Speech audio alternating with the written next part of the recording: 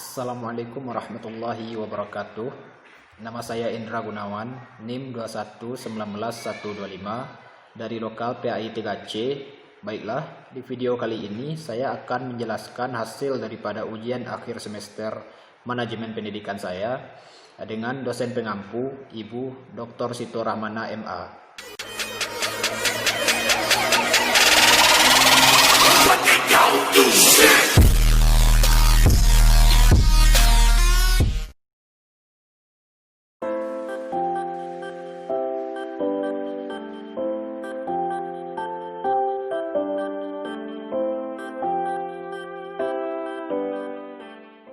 Sebenarnya, permasalahan cara belajar seperti ini sudah menjadi kebiasaan umum di kalangan masyarakat Indonesia. Peserta didik sudah terbiasa menghafal daripada memahami. Kemudian, tidak jarang, pendidik pun juga menerapkan jawaban secara textbook. Kemudian penilaian justru akan lebih tinggi apabila jawaban peserta didik sama dengan jawaban yang ada di buku. Makanya, peserta didik justru cenderung akan menghafal kalimat demi kalimat tanpa terlebih dahulu tahu apa maksudnya. Kemudian, seperti yang kita ketahui bersama, menghafal tanpa memahami adalah suatu kesia-siaan, dan ilmu yang dihafal tersebut pun akan hilang dan tidak memberikan manfaat, sehingga tidak bisa diterapkan di dalam kehidupan nyata. Nah, inilah masalah pendidikan kita sekarang. Kemudian, bagaimanakah solusinya? Menurut saya, solusinya ialah sebaiknya jika pendidik memberikan pengajaran, memberikan suatu materi, hendaknya juga disertai dengan pemahaman, dalam artian adanya keseimbangan antara pelajaran teori dan praktek atau aplikatifnya. Jadi, tidak hanya materi saja, sehingga peserta didik akan mudah untuk memahami dan sudah terbiasa dengan pola pembelajaran tersebut. Dan nantinya peserta didik akan mampu untuk mengaplikasikannya di dalam masyarakat. Kemudian, apabila kita berkaca dengan pendidikan Finlandia, mereka lebih mengedepankan praktek daripada teori. Jika dipresentasikan, maka 75% praktek dan 25% teori. Kemudian, apabila kita bisa untuk mencontoh metode belajar Finlandia, maka besar kemungkinan kualitas pendidikan kita mungkin bisa naik seperti halnya kualitas pendidikan Finlandia yang nomor 1 di dunia.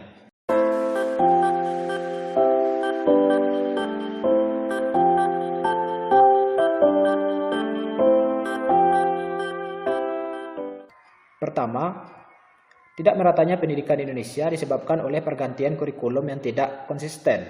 Contohnya saja penggunaan kurikulum CBSA, KBK, KTSP, dan kurikulum 2013.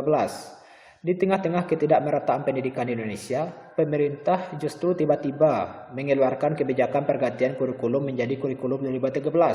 Padahal saat itu fasilitas yang ada di setiap daerah berbeda-beda. Ada yang sudah maju dan ada pula yang bisa dikatakan ala kadarnya. Lalu, mengapa pemerintah tidak memikirkan bagaimana cara untuk memenuhi kebutuhan sarana dan prasarana di setiap daerah sebelum mengubah kurikulumnya? Kemudian, sebab yang kedua yaitu kurangnya fasilitas. Fasilitas merupakan faktor yang penting di dalam pemerataan tingkat kualitas pendidikan Indonesia. Karena dengan fasilitas yang baik dan mendukung akan mempermudah para pengajar, para pendidik menyampaikan materi pembelajaran, dan ini juga akan mempermudah para siswa untuk mengerti tentang materi yang disampaikan. Tapi di Indonesia setiap daerahnya belum tentu memiliki buku pelajaran dan sumber referensi yang sama. Bahkan masih ada sekolah-sekolah yang buku-bukunya belum lengkap. Belum lagi sekolah-sekolah yang fasilitas komputernya belum memadai. Padahal ini termasuk penunjang yang penting dalam proses pembelajaran.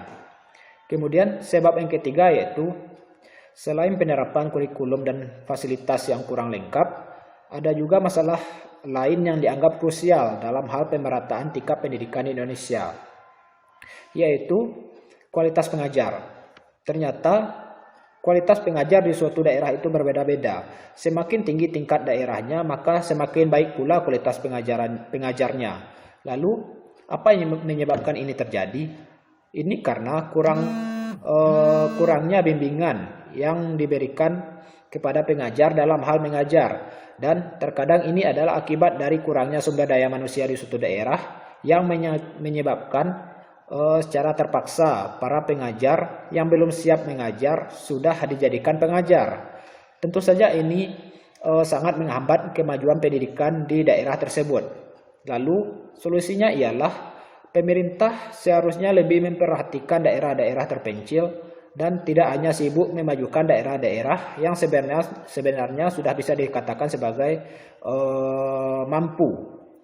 Kemudian pemerintah memberikan sarana dan juga fasilitas yang memadai di setiap daerah sampai semua daerah sudah memiliki fasilitas yang baik. Lalu barulah memperbaiki kurikulum agar terjadinya keseimbangan.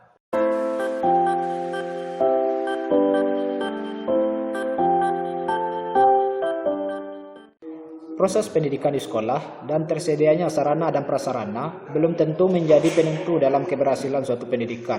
Tetapi keberhasilan itu juga ditentukan oleh lingkungan keluarga dan lingkungan masyarakat. Oleh karena itu, pendidikan menjadi tanggung jawab kita bersama, yaitu keluarga, masyarakat, dan pemerintah. Ini menjadi isyarat bahwa orang tua dan masyarakat mempunyai tanggung jawab dalam keikutsertaannya, yaitu ikut serta dalam memberikan bantuan dalam penyelenggaraan pendidikan di sekolah. Salah satu dari ciri pengelolaan sekolah yang baik yaitu dari tingkat partisipasi yang tinggi dari orang tua peserta didik dalam pendidikan di sekolah. Artinya, sejauh mana masyarakat dapat diberdayakan dalam proses pendidikan di sekolah. Tingkat partisipasi masyarakat dalam proses pendidikan memberikan pengaruh yang besar bagi kemajuan sekolah. Tentu saja, keterlibatan masyarakat dan juga orang tua peserta didik sangatlah bergantung pada usaha sekolah dalam memberdayakan sebagai mitra untuk mewujudkan pendidikan yang berkualitas. Ini sangatlah penting sebagai permulaan munculnya perhatian dan dukungan. Oleh karena itu, kita harus membangun komunikasi antara sekolah dengan masyarakat agar mereka ikut berpartisipasi dalam memberikan solusi demi suksesnya pendidikan di sekolah, sehingga bisa terciptanya bangsa yang maju.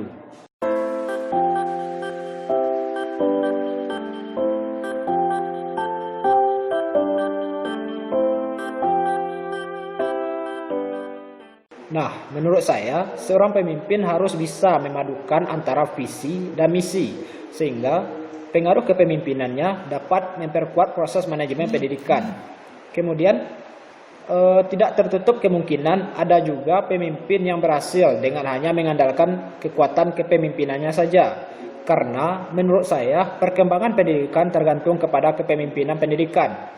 Efektivitas kepemimpinan bergantung pada sejauh mana pemimpin itu bisa untuk menerapkan kemampuannya untuk mengontrol semua sumber daya yang dimiliki oleh pendidikan.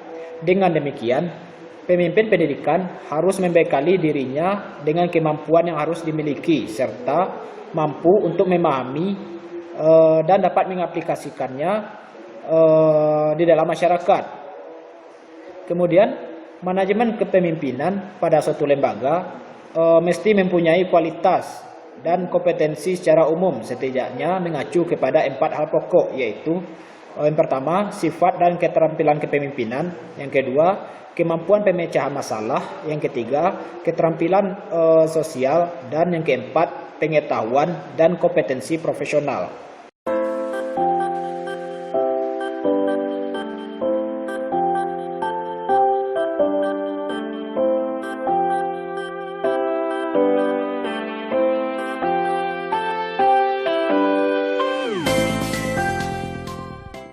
Supervisi merupakan usaha memberikan pelayanan agar guru menjadi lebih profesional dalam menjalankan tugas melayani peserta didik.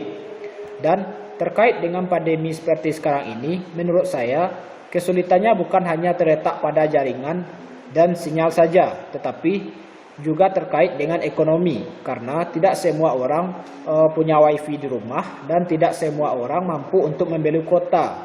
Jangankan yang unlimited, yang per giga pun masih banyak yang kurang mampu.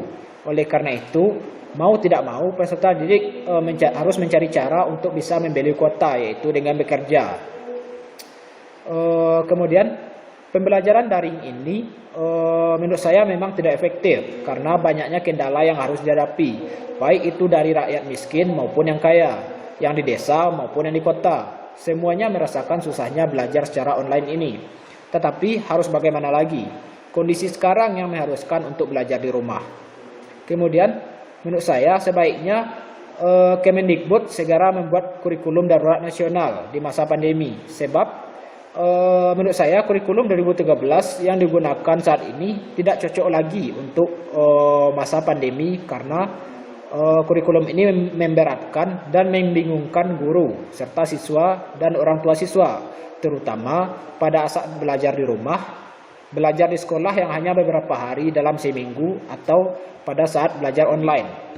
Kemudian sebaiknya Kemendikbud juga segera membuat buku pelajaran dalam bentuk e-book dan juga bahan tayang. Tujuannya adalah untuk memudahkan pendidik dalam mengajar dan juga memudahkan peserta didik. Dengan begitu pendidikan kita masih bisa bersaing secara efektif dan efisien.